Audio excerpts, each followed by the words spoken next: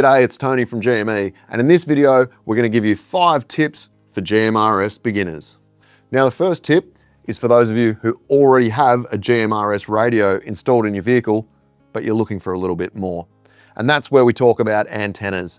Now, we often say that a GMRS radio is not just a radio, but it's a communications system. And that is because the antenna is just as important as the radio itself. You can have the best radio in the world, but if you don't have a high quality antenna mounted in a suitable location on your vehicle, you're not going to maximize the performance of your radio.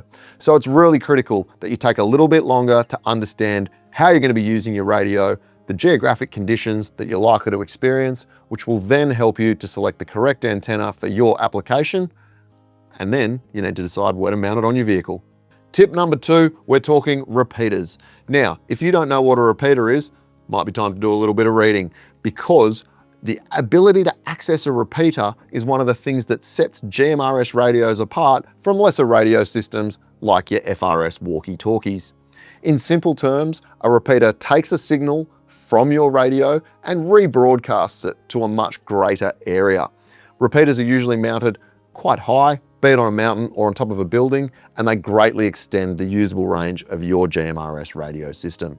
Now, there is a little bit of technical complexity to repeaters, so we will drop another video on the channel in due course explaining how repeaters work and how you can use them.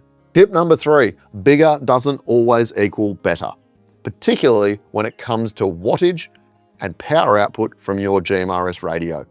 Now, it's basic human nature that you think that the bigger the number, the better it's going to perform. But in reality, we need to remember that GMRS radio operates on line of sight only. So if you can see it, you should be able to talk to it with the GMRS radio.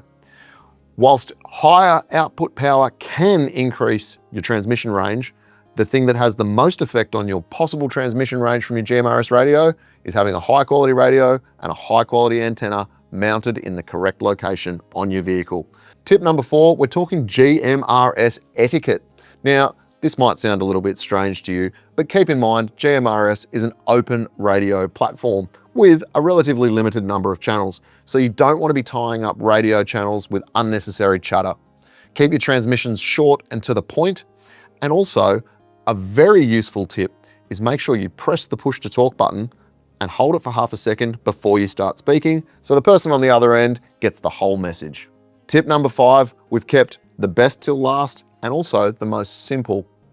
Make sure you understand how to operate your GMRS radio before you need to use it. There's no point in installing the radio in your vehicle and then waiting until you're in a situation where you need comms to figure out how it works.